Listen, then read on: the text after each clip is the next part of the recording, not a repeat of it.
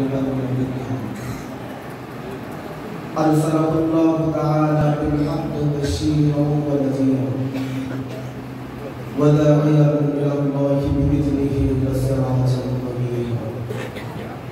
أما بعد فقد قال الله تعالى في كلامه المجيد: أعوذ بالله من الشيطان الرجيم بسم الله الرحمن الرحيم. اليوم أكملت لكم دينكم وأتممت عليكم نعمتي ورضيت لكم الإسلام دينا. صدق الله العظيم وصدق رسوله النبي الكريم ونحن على ذلك من الشاهدين والشاكرين. شكر النبي محمد الشهيد والشكر اللهم صل على محمد وعلى آل محمد كما صليت على إبراهيم وعلى آل إبراهيم إنك حميد مجيد. اللهم بارك على محمد وعلى آل محمد كما باركت على إبراهيم وعلى آل إبراهيم إنك حميد مجيد.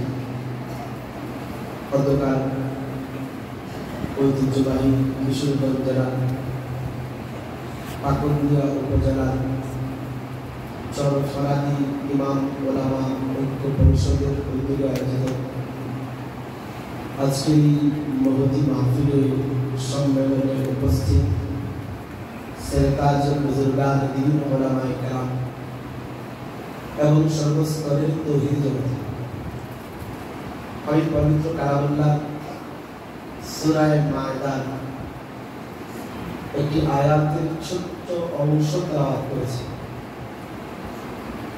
উক্ত আয়াতাংশকে সামনে রেখে আমার জিম্মায় দায়িত্ব দেওয়া নির্দিষ্ট আলোচ্য বিষয়ের উপরে দলিলের আলোকে কিছু কথা আপনাদের সামনে রাখার চেষ্টা করব। ওমা তৌফিক ইল্লা বিল্লাহ। আল্লাহ তাআলা আমাকে আল্লাহর কথা, নবীর কথাগুলি সহিভাবে বলার তৌফিক দান করুন বলে আমিন। আল্লাহ এবং নবীর কথাগুলো শুনে সকল সংকীর্ণতা ছেড়ে দিয়ে সকলকে মেনে নিয়ে আমল করার তৌফিক আল্লাহ দান করুন বলে আমিন। কোনো ভূমিকা ছাড়াই আমি পঠিতব্য আয়াতের তরজমা এবং ব্যাখ্যার দিকে চলে যাচ্ছি।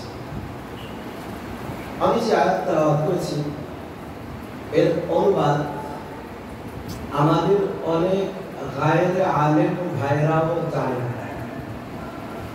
আল্লাহ এই আয়াতে ইরশাদ করেন, আল ইয়াওমা, আজকের দিন, আল ইয়াওমা, আজকের দিন, আকমালতু লাকুম, আমি আল্লাহ তোমাদের জন্য পূর্ণ করে দিলাম। আকমালতু লাকুম, আমি আল্লাহ তোমাদের জন্য পূর্ণ করে দিলাম।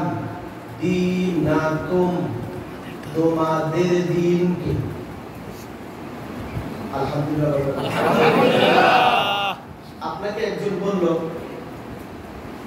দৈনন্দিন জীবনে চলতে গিয়ে আপনার যত কিছু লাগে আমি আপনাকে সব কিছুই দিয়ে দিলাম, আপনি কি বলবেন? আলহামদুলিল্লাহ। নাউজুবিল্লাহ বলবেন? আলহামদুলিল্লাহ। কি বলবেন? আলহামদুলিল্লাহ। এটা কি দুঃসংবাদ না সুসংবাদ? সুসংবাদ। শুনি নাই কি সংবাদ? সুসংবাদ। সুসংবাদ শুনে এমন গোমরা মুখে কেউ আলহামদুলিল্লাহ বলে? খুশি খুশি বলে হাসি হাসি চেহারায় বলেন আলহামদুলিল্লাহ। আল্লাহ বললেন, বান্দা কিয়ামত পর্যন্ত তুমি তোমার দিন পালন করতে গিয়ে যত কিছুর দরকার আমি আল্লাহ তোমার জন্য সব কিছু পূর্ণাঙ্গ করে দিয়েছি। সুবহানাল্লাহ। এটা দুঃসংবাদ না সুসংবাদ? সুসংবাদ। একটু মুচকি হাসি দিয়ে বলেন না, এটা কি সংবাদ? সুসংবাদ। দুঃসংবাদ? সুসংবাদ। এই সুসংবাদ আল্লাহ হযরত আদম আলাইহিস সালামকে দেন। দিন পূর্ণ করে দেবার সুসংবাদ আল্লাহ নূহ আলাইহিস সালাম কেউ দেননি। না না, দিন পূর্ণ করে দেবার সুসংবাদ আল্লাহ হযরতে মূসা, হযরতে ঈসা, হযরতে আইয়ুব, হযরতে যাকারিয়া, হযরতে সুলাইমান, হযরতে শীশ, হযরতে শুআইব, হযরতে লূত, হযরতে হানজালা বিন সাফওয়ান, হযরতে ইউশা বিন নুন, হযরতে যুলকারনাইন, না না, হযরতে ইব্রাহিম, হযরতে ইসমাঈল, হযরতে ইসহাক, হযরতে ইয়াকুব, হযরতে ইউসুফ, না না, আদম থেকে ঈসা পর্যন্ত 1,23,999 জন কমবেশ নবী আল্লাহ পাঠিয়েছেন, রাসূল আল্লাহ পাঠিয়েছেন, পয়গম্বর আল্লাহ পাঠিয়েছেন, কিন্তু কোন নবীকে আল্লাহ এই সুসংবাদ দেন নাই যে আমি তোমার মাধ্যমে আমি আল্লাহর দ্বীনকে পূর্ণ করেছি, আমি আল্লাহর দ্বীনকে কামেল করেছি, আমি আল্লাহর দ্বীনকে তাকমিল করেছি।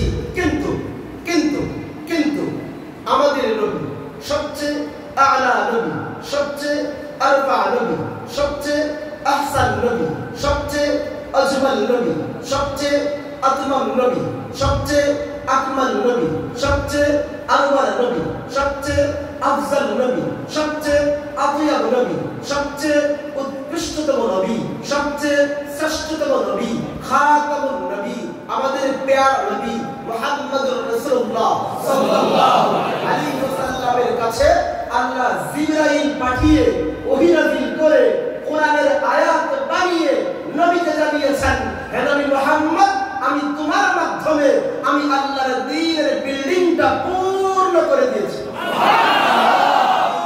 আলহামদুলিল্লাহ, আলহামদুলিল্লাহ। কি সংবাদ? সুসংবাদ। খুশি করে বলেন না, কি সংবাদ? সুসংবাদ। আলহামদুলিল্লাহ, আলহামদুলিল্লাহ। আল্লাহ আমাদের নবীর মাধ্যমে দ্বীন পূর্ণ করেছেন। কি করেছেন? পূর্ণ করেছেন। আমি আগেই বলে নেই কিছু কথা। আজকের এই সম্মেলন মজমা নিয়ত আগে শুনতে ঠিক করেন। সারা জীবন তো ওয়াজ শুনেছেন, ওয়াজ। আজকে নিয়ত করেন আজকে এই মজমা থেকে দ্বীন শিখব। শিখব দ্বীন। আমি কানে একটু কম শুনি। কি শিখব? দ্বীন শিখব। ছোট্ট একটু ফজিলত বলি দ্বীন শেখা। সূরা দারাবিতে হাদিসে আসছে, নবীজি বলেছেন যে ব্যক্তি রাতের বেলা 1 ঘন্টা, কয় ঘন্টা? 1 ঘন্টা। নবী বলেন 1 ঘন্টা দিন শিখেন, ফি সাআতিন ওয়াহিদা, মাত্র 1 ঘন্টা দিন শিখে। যদি ওই লোকটা 1 ঘন্টা দিন না শিখে সারা রাত তাহাজ্জুদ করত, সারা রাত জিকির করত, সারা রাত তেলাওয়াত করত, সারা রাত নামাজ পড়ত, সারা রাত যত ইবাদত করত, সব ইবাদত মিলে যত সওয়াব পাইতো, রাতের বেলা 1 ঘন্টা দিন শিখলে এর চেয়েও ডাবল সওয়াব আল্লাহ ওই ব্যক্তির আমলনামায় লিখে দেন। সুবহানাল্লাহ। এই ফজিলত লাগবে তো সবার? জি। লাগবে বলতে কষ্ট হলে মাথাটা ধুলাইব। সবার লাগবে? জি। মনে হয় লাগবে না, সবার লাগবে? জি। নিয়ত করে আজকে কি শিখব? দ্বীন শিখব। দ্বীন শিখতে হলে মাঝে মাঝে আমি তো আল্লাহ তৌফিক দিলে কমপক্ষে 1-1.5 ঘন্টা আমি চিল্লাম। তা আমি যদি 1-1.5 ঘন্টা লাগাতার চিল্লাইতে পারি, আপনারা মাঝে মাঝে একটু হা হু করতে পারবেন? বেশি কষ্ট হয়ে যাবে না। তাহলে আরেকটা ফজিলত বলি। আরেক হাদিস আসছে, নবী বলেছেন, মা সালাকা তরিকান ইয়ালতামিসু ফীহি ইলমা, মা সালাকা তরিকান ইয়ালতামিসু ফীহি ইলমা সাহহালাল্লাহু লাহু বিহি তরিকান ইলাল জান্নাহ। নবীজি বলেন যে ব্যক্তি দ্বীন শেখার জন্য রাস্তায় বের হলো, আল্লাহ ওই ব্যক্তির জন্য জান্নাতের পথ সহজ করে দেন। সুবহানাল্লাহ। লাগবে এই ফজিলত? জি। সবার লাগবে না বাবা? লাগবে সবার? জি। মাঝে মাঝে কিন্তু আওয়াজ দিতে হবে। রাজি আছেন তো? ইনশাআল্লাহ। এক নম্বর জিনিস শিখলাম, আমাদের নবীর মাধ্যমে আল্লাহ তার দ্বীনকে পূর্ণ করেছেন। কি করেছেন? দ্বীনকে পূর্ণ করেছেন। আচ্ছা, এখন জানেন না, একটু জানার জন্য আরেকটু বলি। নবীকে আল্লাহ পূর্ণাঙ্গ দ্বীন দিয়েছেন, সাথে সাথে আল্লাহ আমাদের নবীকে বানিয়েছেন তো পূর্ণাঙ্গ বানিয়েছেন। সুবহানাল্লাহ। আচ্ছা, দুটো শব্দ আগে বুঝতে পারে দেখি। কতটুকু দিন শিকার আগ্রহ আছে আপনাদের? বলেন কামেল। কামেল গুনাহ হবে না, গুনাহ হবে নিশ্চিত গুনাহ হবে। বলেন কামেল। কামেল সবার ঠোঁট নড়ে নেই। কামেল। কামেল এবার তর্জমা শিখেন। কামেল মানে পূর্ণাঙ্গ। কামেল মানে পূর্ণাঙ্গ। গুনাহ হবে না ভাই, নিশ্চিত গুনাহ হবে। বলেন না কামেল মানে পূর্ণাঙ্গ। এবার দুই নম্বর শব্দ শিখেন। বলেন নাকিস। নাকিস ঠোঁট নড়ে নেই সবার। নাকিস। নাকিস এবার তর্জমা শিখেন। নাকিস মানে অপূর্ণাঙ্গ। নাকিস মানে অপূর্ণাঙ্গ। এবার পরীক্ষা দিতে হবে। আচ্ছা আমাকে বলেন তো, আল্লাহ আমাদের নবীকে কামেল দ্বীন দিয়েছেন না নাকিস? কামেল দ্বীন দিয়েছেন। কি দ্বীন দিয়েছেন? কামেল দ্বীন। নাকিস দিয়েছেন? নাকিস। আল্লাহ যেমন আমাদের নবীকে কামেল দ্বীন দিয়েছেন, তেমন আল্লাহ আমাদের নবীকে বানিয়েছেন তো কামেল বানিয়েছেন। কেমন বানিয়েছেন? কামেল। নবীর চেহারার দিকে তাকিয়ে মানুষ অবাক নেত্রে তাকিয়ে থেকে বলতো, আরে এই নবীর নাকটা তো কামেল। বুঝাতে পারি না। মানুষ নবীর নাকের দিকে তাকিয়ে বলতো, একটা মানুষের নাকটা যতটুকু লম্বা হলে সুন্দর লাগবে, নাকের ছিদ্রটা যেমন হলে ভালো লাগবে, নাকটা যতটুকু চিকন হলে ভালো লাগবে, আল্লাহ নবীর নাকটা তেমন বানিয়ে দিয়েছেন। নবীর চেহারার দিকে তাকিয়ে মানুষ বলতেই থাকতো, আরে এই নবীর চোখ তো কামেল, এই নবীর ঠোঁট তো কামেল, এই নবীর ব্রু তো কামেল, এই নবীর কপাল তো কামেল, এই নবীর গাল তো কামেল, এই নবীর থুতনি তো কামেল, এই নবীর হাত তো কামেল, এই নবীর আঙুল তো কামেল, এই নবীর মাথা তো কামেল, এই নবীর পা তো কামেল, এই নবীর চলা তো কামেল, এই নবীর বলা তো কামেল, এই নবীর নামাজ তো কামেল, এই নবীর রোজা তো কামেল, এই নবীর হজ তো কামেল, এই নবী যাকাত তো কামেল, এই নবী হিজরত করেছেন তো কামেল, এই নবী বিয়ে করেছেন যেই পদ্ধতিতে করেছেন পদ্ধতি তো কামেল, এই নবী ব্যবসা করেছেন যেভাবে করেছেন পদ্ধতি তো কামেল, এই নবী বাণিজ্য করেছেন যেভাবে করেছেন পদ্ধতি তো কামেল, এই নবী রাষ্ট্রনায়ক ছিলেন যেভাবে রাষ্ট্রনায়কের দায়িত্ব পালন করেছেন তো কামেল। এক কথায় এই নবীর পুরো জিন্দেগিটাই কামেল। জিন্দেগিটাই কামেল। নাকিসটা কামেল। কামেল এটা কি?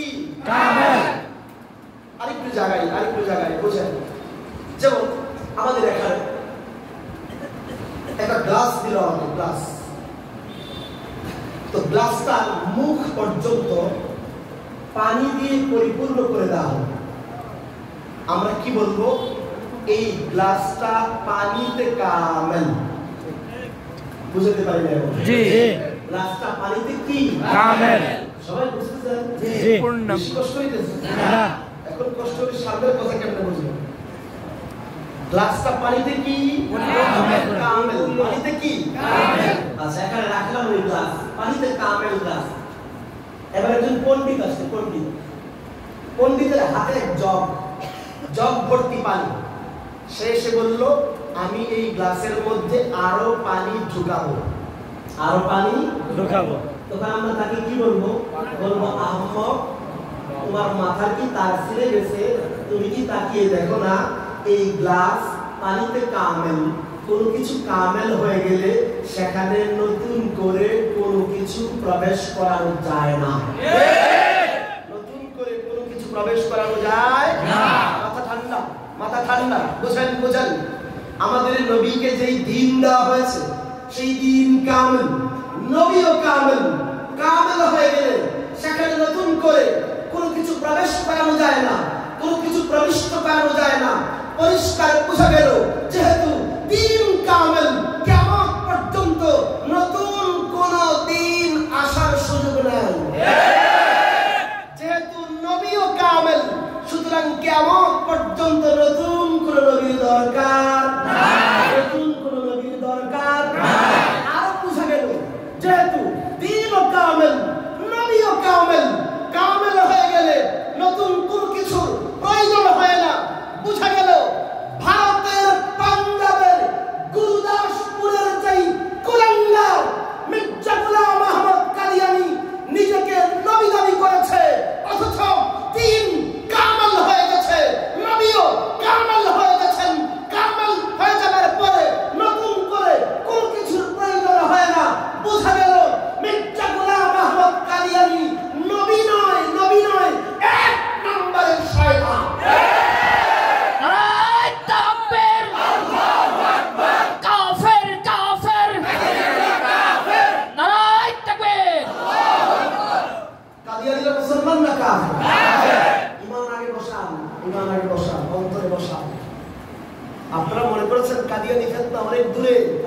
কিশোরগঞ্জে আছে। জি গত বছর গালিমগালিতে মাহফিলের শিরোনাম ছিল কাদিয়ানি মতবাদ। গাড়ি থেকে নামার আগেই আমাকে সভাপতি সাহেব বলেন যে আজকে কাদিয়ানি নিয়ে কথা বলা যাবে না। ভালো করে বুঝেন কত বড় দুঃসাহস। আমি কিছু বলি নেই। নামাজ পড়লাম, এসব নামাজের উপরে খতিব সাহেব আসলো, এসে বললেন হুজুর সব বিষয়ে বয়ান করা যাবে, কাদিয়ানি বিষয়ে বয়ান করা যাবে না। আমি বললাম কেন? তো থানা থেকে পুলিশ আসছে, চেয়ারম্যান সাহেবকে পাঠানো হয়েছে, ডিসি সাহেব ফোন দিয়েছে, কাদিয়ানিদের মসজিদ কাছে, বয়ান করা যাবে না। আমি বললাম পোস্টারে লেখলেন কেন? তো ভুলে গেছি। বয়ান করতে বসলাম, চেয়ারম্যান সাহেব আমার এই বাম পাশে বসা, ওরা পাঠিয়েছে চেয়ারম্যান আমাকে বলে কাদিয়ানি বিষয়ে বয়ান না করার জন্য। তো আমার বাম পাশে কাদিয়ানি প্রতিনিধি চেয়ারম্যান সাহেব আসলে কাদিয়ানি না, তাকে পাঠানো হয়েছে। তাকে বাম পাশে বসিয়ে আমার দিলকে দিল জিজ্ঞাসা করলাম যে আজকে যদি কাদিয়ানির বিষয় না বলি তাহলে হয়তো হাসনের ময়দানে নবীর সুপারিশ পাবো না। তুমি জেল জুলুমের ভয়ে কিংবা আমাকে গুলি করা হবে, ফাঁসি কাস্টে ঝোলানো হবে, এই তো করা হবে। এই নিজের জীবনের নিরাপত্তার ভয়ে নবীর ইজ্জতের প্রশ্নে আমি চুপ করেছিলাম। এর চেয়ে বড় মুনাফিক কেউ হতে পারে না। চেয়ারম্যান সাহেবকে বাম পাশে বসিয়ে আমি যা বলেছিলাম এটা বলে আমি আমার মূল আলোচ্য বিষয়ের দিকে যাব। আমি চেয়ারম্যান সাহেবকে জিজ্ঞেস করলাম, আচ্ছা আপনি আমাকে বলেন তো আপনি কি কাদিয়ানিকে নবী মানেন? সে বলেন না। আমি বললাম আপনি কি কাদিয়ানির কোন কিতাব মানেন? সে বলল না। আচ্ছা এই প্রশ্নের উত্তর আপনারা দিবেন। আমার 2 নম্বর প্রশ্ন ছিল আমাদের প্রধানমন্ত্রী কাদিয়ানিকে নবী মানে না। বুঝে বলেন মানে না।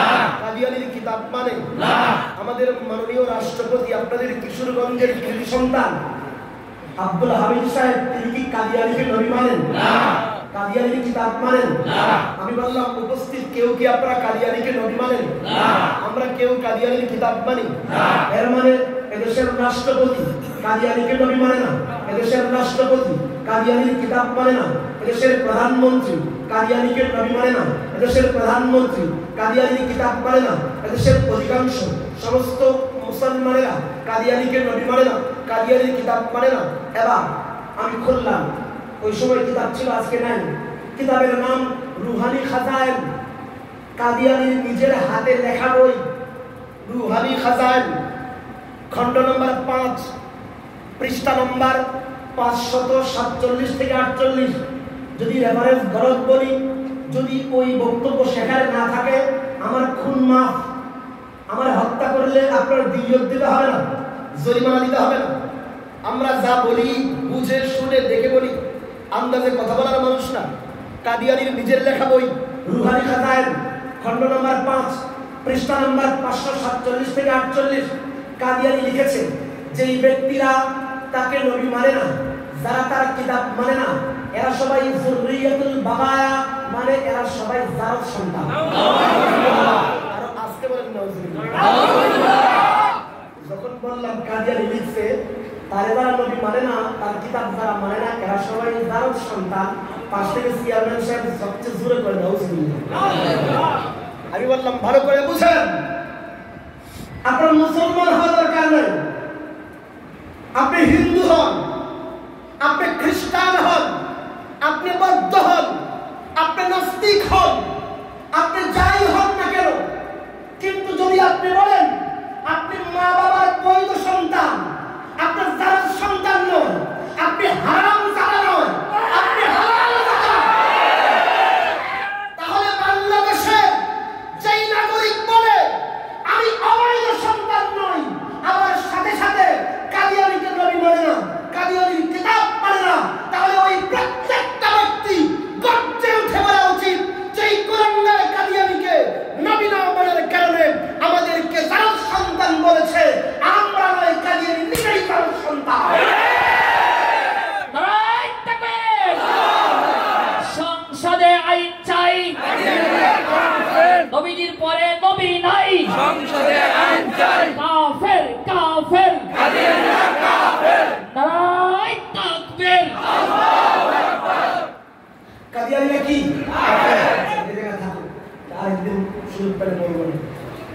কাদিয়ানি বিষয়ে বড় ডিপার্টমেন্ট আছে, বড় বস্তা আছে, আইন আছে, থাকুক না কেন।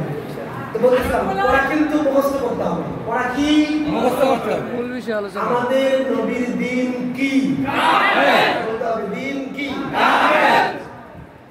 আপনাদের এই চট্টগ্রাম মির্জাপুর বাজারে দেখলেন একটা বড় ট্রাক আসছে, কার্গো বোঝাই করা। আপনারা গিয়ে দেখলেন মালগুলো সব কামেল। মালগুলো সব কি? কামেল। আচ্ছা আমাকে বলেন তো, এখন এই কামেল মালগুলোকে যদি রাস্তায় ফেলে রাখেন থাকবে না নষ্ট হয়ে যাবে? নষ্ট হয়ে যাবে। এবার তাহলে 2 নম্বর একটা কাজ করতে হবে। সেই কাজটা হলো এই কামেল মালগুলোকে আশ্রয় দিয়ে ভালো জায়গায় রাখতে হবে। বেশি কঠিন কথা বলতেছি? এর মানে কামেল মাল আসার পরে সেগুলোকে জায়গা দিতে হবে, সেগুলোকে ভালো জায়গায় রাখতে হবে, আশ্রয় দিতে হবে। বুঝেন আমাদের নবীর মাধ্যমে দিন কামেল হয়ে গেছে, নবীর মাধ্যমে দিন পূর্ণাঙ্গ হয়ে গেছে, নবীর মাধ্যমে তাকমিলে দিন হয়ে গেছে।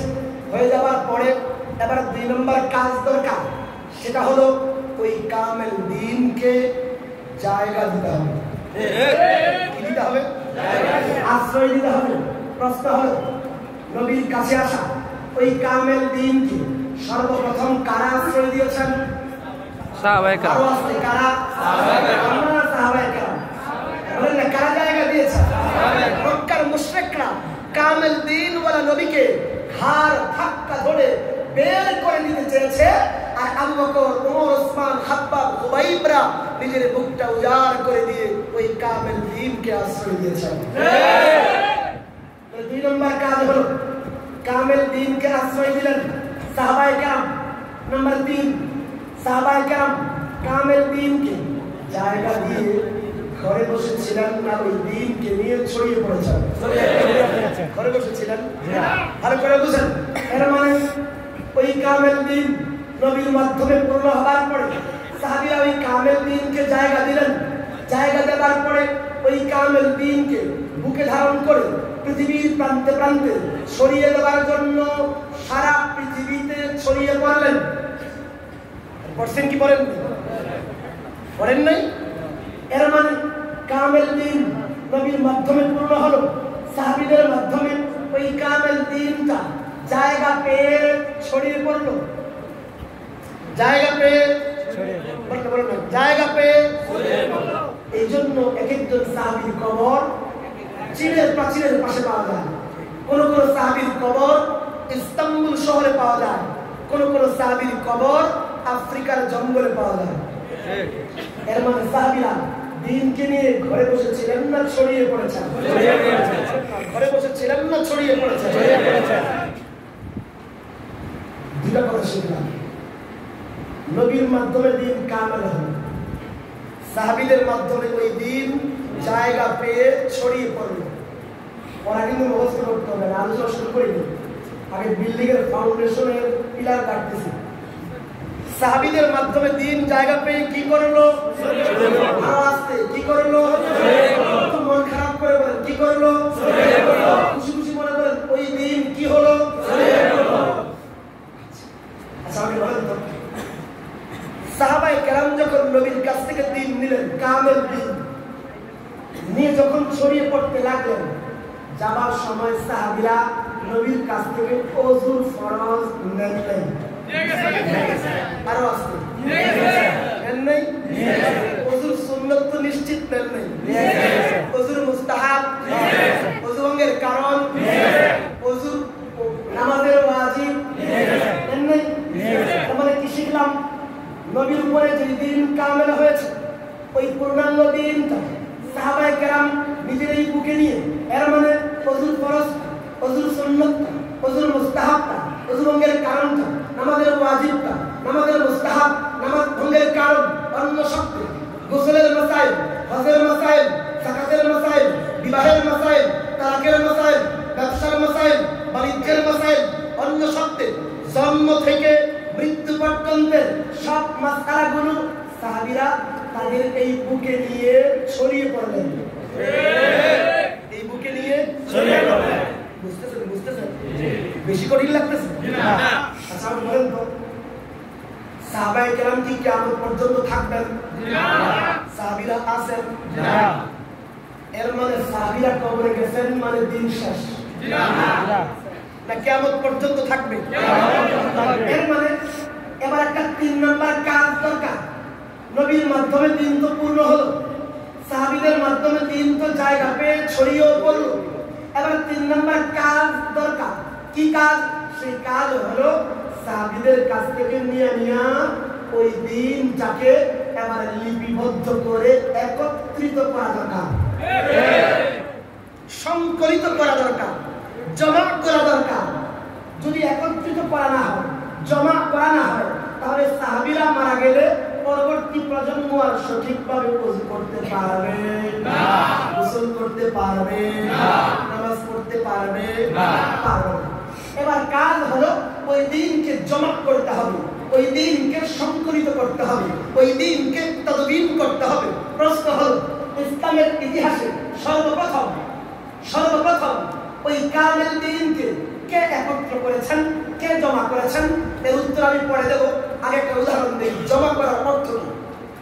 আগামীকাল সকালবেলা মাদ্রাসার যেটার নাম মনে আছে সেটাই বলি, চরফরাদি মাদ্রাসায় যাবেন বক্তব্যে যাওয়ার পরে গিয়া দেখবেন মক্তবের ছোট্ট ছোট্ট বাচ্চা 8-10 বছরের বাচ্চারা দেখবেন সকালবেলা একজন দাঁড়ায় বলে হুজুর ফরজ 4টি। জীবন বলে কি বলেন? সে শিরোনাম বলে। কি শিরোনাম? হুজুর ফরজ কয়টি? 4টি। আপনি তাকায় দেখবেন বয়স মাত্র 8, মানে বালেগ হয়, প্রাপ্ত বয়স্ক হয়। ওই নাবালেগ অপ্রাপ্ত বয়স্ক ছোট্ট বালকটা স্পষ্ট শব্দে বলে হুজুর ফরজ 4টা। নাম্বার 1 সমস্ত মুখ ধোয়া। নাম্বার 2 উভয় হাতের কনুই সহ ধোয়া। নাম্বার 3 মাথার 4 ভাগে 1 ভাগ মাসা করা। নাম্বার 4 উভয় পায়ের টাকনু সহ ধোয়া। আরে বলে কি বলেন? আচ্ছা আমাকে বলেন তো ওযুর এই 4 ফরজ না জানলে আপনি ওযু করতে পারবেন না? পারবেন না। ওযু না হলে নামাজ হবে না। এর মানে আমার আপনার সবার ওযুর ফরজ জানা ফরজ। ওযুর ফরজ জানা ফরজ। আচ্ছা রাখেন।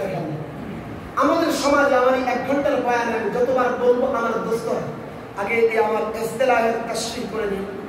যদি বলি আমার দোস্ত তাহলে আপনারা বুঝবেন দোস্ত বলে বোঝাচ্ছি যারা এই 4-5 বছর ধরে ইদানিংকালে মসজিদে গিয়া এমনি 2 পা ছড়ায় দাঁড়ায়, বুকের উপরে হাত বাঁধে, চিল্লায় আমিন বলে, পেশাব করে ঢিলা নেয় না, আর রমজান আসলে মসজিদ থেকে 8 টাকা তারাবি পড়ে ভাগে।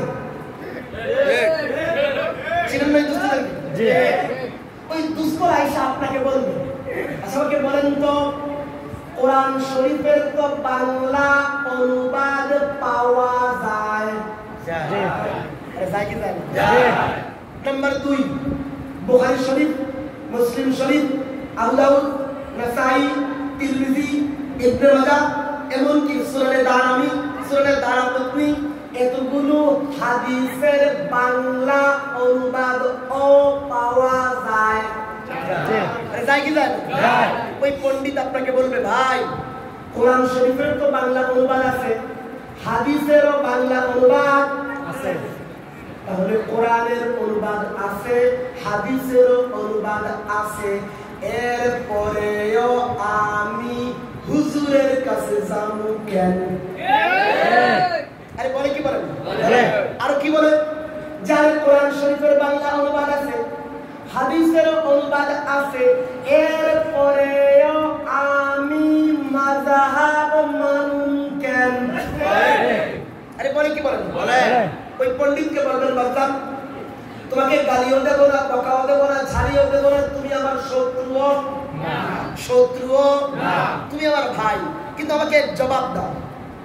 আমাদের চরফরাদি কওমি মাদ্রাসার মক্তবের ছেলেটা আমাকে ওযুর 4টা ফরজের শিরোনাম বলে দিয়ে নাম্বার আকারে ওযুর ফরজ জানিয়ে দিয়েছে। তোমাকে আমি ইসলামিক ফাউন্ডেশনের বঙ্গানুবাদকৃত বাংলা কোরআন শরীফ ধরিয়ে দিলাম, তুমি আমাকে বাংলা কোরআন থেকে ওযুর 4টা ফরজ দেখা। আচ্ছা আমি কি গালি দিয়েছি? না। বকা দিয়েছি? না। অযৌক্তিক কথা বলেছি? না। আমাকে দেখাতে হবে এটা ফরজ সুন্নাত না, এটা ফরজ ওয়াজিব না, এটা ফরজ মুস্তাহাব না, এটা ফরজ মাকরুহ না, এটা ফরজ স্পেসিফিক ভাবে নির্দিষ্ট করে ফরজ এবং নাম্বার আকারে আমার 4টা ফরজ কোরআন থেকে দেখা। আচ্ছা আমি কি গালি দিছি? না। বকা দিছি? না। আমি কি অযৌক্তিক কথা বলেছি? না। ওই পণ্ডিত বাংলা ওর বাচ্চা রাইখা আড়ালে গিয়া আপনার গালি দিবে, বেটা হানাফির বাচ্চা হানাফি বলবে 14 গোষ্ঠীর তাকলিদ করে, কোরআন হাদিস মানে না। আপনারে গালি দিতে পারে, ঝাড়ি দিতে পারে, উল্টে লটকেও যেতে পারে, কিন্তু পুরা 30 পারা কোরআন কোটিবার পরে শেষ করলেও আমাদের মক্তবের ছেলেটা যেইভাবে দায়িত্বহীন ভাষায় পরিষ্কার শব্দে ওযুর 4টা ফরজের শিরোনাম বলে ফরজ 4টা গুণে দেখিয়ে দিয়েছে, পুরা 30 পারা কোরআন কোটিবার পরেও ওই পণ্ডিত দেখাতে পারবে না, পারবে না, পারবে না। এর মানে কি কোরআনে ওযুর ফরজ নাই? আছে। আরো মন খারাপ করে বলেন আছে। আরে আছে কি নাই? আছে। কোরআনে ওযুর ফরজ আছে, কিন্তু শিরোনাম দেওয়া নাই। কি দেওয়া নাই? শিরোনাম দেওয়া নাই। ভালো করে বুঝুন। কোরআনে ওযুর ফরজ আছে, শিরোনাম দেওয়া নাই। এখন না শিরোনাম দেওয়া নাই। নাম্বার 2, কোরআনে ওযুর ফরজ আছে, কিন্তু ফরজ লেখা নাই। ফরজ লেখা নাই। কোন না ফরজ লেখা নাই। নাম্বার 3, কোরআনে ওযুর ফরজ আছে, কিন্তু নাম্বার দেওয়া নাই। নাম্বার দেওয়া নাই। এখন মাযহাবের ইমামরা কি করেছেন বুঝেন? তারা চিন্তা করলেন নামাজ তো সবার পড়া লাগবে, নামাজ পড়তে হলে ওযু করতে হবে, ওযু করতে হলে ওযুর ফরজ জানতে হবে, ওযুর ফরজ জানতে হলে কোরআনের তরজমা বুঝতে হবে। শুধু তরজমা বুঝলে হবে না, পৃথিবীর অধিকাংশ মানুষ কোরআন পড়তেই পারে না। যারাও পড়তে পারে তরজমা বুঝে না, যারাও কিছু বুঝে তাফসীর বুঝে না, যারাও কিছু তাফসীর পড়েছে এরা আরবির ফাকাহা, আরবির বালাগা, আরবির অলংকার শাস্ত্র, আরবের ভাষার পাঠ রীতি, শানে নুজুল, শানে বুরুদ, এগুলো কিছু বুঝে না। আর মন খারাপ করে বলেন কিছু বুঝে না। এর মানে কারো জান্নাতে যাওয়ার দরকার নেই। আছে। আরে আছে কি নেই? আছে। মাযহাবের ইমামরা দেখলেন কোরআনের আয়াত ইদা কুনতুম ইলা সালাতি ফাগসিলু বুজুহাকুম ওয়া আইদিয়াকুম ইলাল মারাফিকি ওয়ামসাহু বিরুউসিকুম ওয়া আরজুলাকুম ইলাল কাবাইন। এই আয়াতে আল্লাহ 4টা ফরজ বলেছেন, কিন্তু আল্লাহ শিরোনাম দেন বলেন না, বলেন না, শিরোনাম দেন। আল্লাহ ফরজ বলেন, আল্লাহ নাম্বার দেন, কিন্তু ফরজগুলো বলে দিলেন শিরোনাম দেন নাই, ফরজগুলো বলে দিলেন নাম্বার দেন নাই, ফরজগুলো বলে দিলেন ফরজ বলেন না। এখন পৃথিবীর অধিকাংশ মানুষকে বুঝবে এটা ফরজ বললা কেন? বুঝবে, যেহেতু বুঝবে না এই জন্য সাধারণ মানুষের জন্য মাযহাবের ইমামরা তাদের ছাত্রদের মাধ্যমে লিখাইছেন যে লিখে দাও ওযুর ফরজ 4টি, নামাজ লিখে দাও ওয়ানের পরে দিয়েছে 4টি শিরোনাম দিয়ে একটা নাম্বার আকারে লিখে দাও। এইভাবে কোরআন ঘেটে ঘেটে, হাদিস ঘেটে ঘেটে মাযহাবের ইমামরা ওযু ভঙ্গের কারণ কয়টা শিরোনাম দিয়ে দিয়া নাম্বার আকারে লিখে দিয়েছে। নামাজের ওয়াজিব কয়টা শিরোনাম দিয়ে দিয়া কোরআন ঘেটে ঘেটে, হাদিস ঘেটে ঘেটে লিপিবদ্ধ করে দিয়েছেন। এইভাবে জন্ম থেকে মৃত্যু পর্যন্তের মাসআলাগুলো মাযহাবের ইমামরা কোরআন ঘেটে ঘেটে, হাদিস ঘেটে ঘেটে শিরোনাম দিয়া দিয়া নাম্বার আকারে লিখে দিয়েছেন। অনেক জঘন্য কাজ করছেন না? হ্যাঁ, মাহফিল করে করে মাযহাবের ইমামদের 14 গোষ্ঠী তুলে গালি দেওয়া দরকার, গালি দেওয়া দরকার, দোয়া করা দরকার। ওই লিখে লিখে মাযহাবের ইমামদের 14 গোষ্ঠী উদ্ধার করা দরকার, দোয়া করা দরকার। কি করা দরকার? দোয়া করা দরকার। শিখেন মাযহাবের ইমামরা কি করেছেন। মাযহাবের ইমামরা কোরআন ঘেটে ঘেটে, হাদিস ঘেটে ঘেটে শিরোনাম দিয়া দিয়া নাম্বার আকারে মাসআলাগুলো লিপিবদ্ধ করে দিয়েছেন। শিরোনাম দিয়া দিয়া নাম্বার আকারে কি করে দিয়েছেন? লিপিবদ্ধ করে দিয়েছে। কষ্ট লাগতেছে? কি করে দিয়েছেন? লিপিবদ্ধ করে দিয়েছে। রাগ করতেছেন আমার উপরে? বেশি কষ্ট হচ্ছে বুঝতে না। এখন প্রশ্ন হলো, আমি আবার পেছনে ফিরে যাচ্ছি। নবীর মাধ্যমে দিন পূর্ণ হলো, সাহাবীদের মাধ্যমে ওই দিন জায়গা পেয়ে জায়গা পেয়ে এবার 3 নম্বর কাজ, অর্থাৎ ওই দিনকে একত্র করতে হবে, ওই দিনকে জমা করতে হবে, ওই দিনকে তাজবিন করতে হবে, ওই দিনকে সংকলিত করতে হবে। প্রশ্ন হলো, ইসলামের ইতিহাসে সর্বপ্রথম দিনকে কে একত্র করেছেন, কে জমা করেছেন? আল্লামা জালালউদ্দিন সুয়ুতী রহমাতুল্লাহ